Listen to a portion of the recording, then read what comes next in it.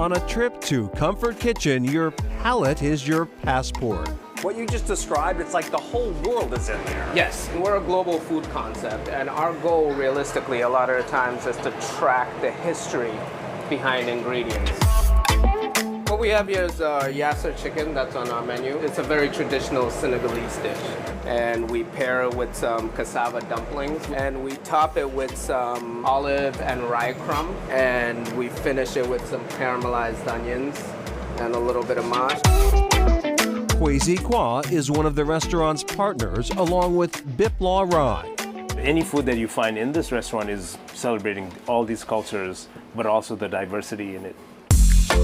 The pair, along with their wives Nyako Pearl Perry and Rita Ferreira, opened the Cafe by Day, Restaurant by Night in Upham's Corner, Dorchester in January 2023. For me, it would be a shame if we didn't open the space almost 24/7, right? Because it's a historic building.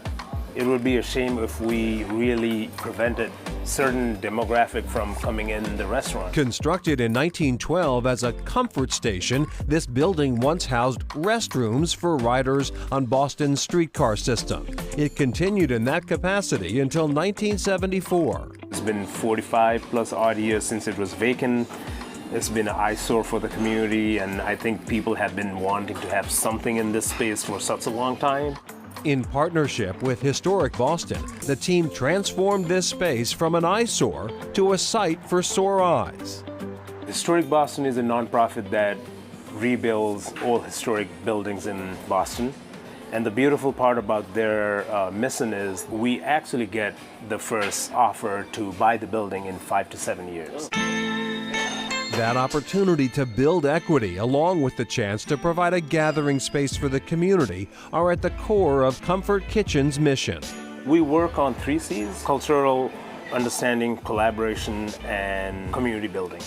While newcomers to restaurant ownership, Kwa and Rai are longtime veterans of the industry, with a shared experience of immigrating to the U.S.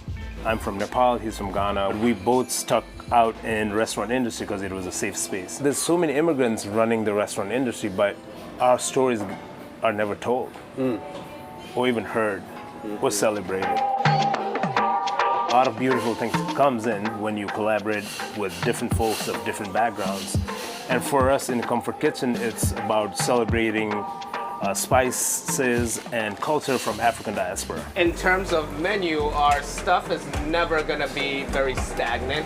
On the day of our visit, it featured seared okra topped with a plantain crumb and masala spiced yogurt, an egg sandwich with tomato jam, cheddar, baby arugula, and a farm salad with shaved fennel, smoked eggplant, and herb ricotta. We try very hard not to over-refine what we're doing because it keeps it free for us to be able to be creatively expressive. And that's where both of us are coming from, is to celebrate immigration, celebrate the diversity and different culture that brings out so much in restaurant industry. In the heart of Exeter's historic downtown, a vibe to envy at this restaurant, Otis, where we met up with Chef Lee Frank, newly minted James Beard nominee for Best Chef in the Northeast. Which is humbling, kind of surreal. Chef Frank, who grew up in California, says he took a cashier job at a burger joint at the age of 15, but soon discovered the cook is where it was at. I think after about a month, I asked the owner if I could cook instead of working the register. And again, he was a little taken back. He's like, "Are you sure you want to do that?" And I was like, "Yeah, those guys just look like they're having way more fun." Culinary school and many kitchen jobs later, he received a call from a former employer that changed his culinary course forever. Answer the phone and I just hear, "Lee, it's Chef." And I think I went, "Chef who?" "It's Jason. I'm living in Maine. I need a sous chef." I think I said, "Where is that?" He's like, "It's in New England." I said, "Awesome. Where is that?"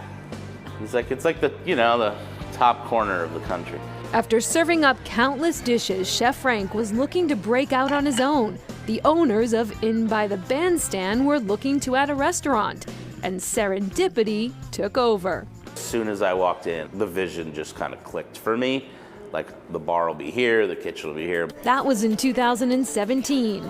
It's now a sought-after 5-course seating. The menu changes every week. From land to sea, the dishes, simple elegance. Chef Frank says at the end of the day, the award is nice, but the true gift is in the experience. If you make the list or don't make the list, at the end of the day, are the people that come into your building happy? Because that's what's going to define your career. And that James Beard list will be narrowed down again in April. Now, Chef Frank also owns Lee Frank's, which is a burger joint in Berwick, Maine. And Otis, meantime, has a rotating menu weekly. But one thing is constant on that menu. I'm going to get this right. Sticky toffee pudding. That's a fan favorite. Sticky toffee pudding. All right, back to Comfort Kitchen. Chef Kwa is up for an honor this year, but last year the restaurant itself was a semi-finalist for Best New Restaurant. So they are racking up the accolades. Coming up, an ever-expanding pizza concept.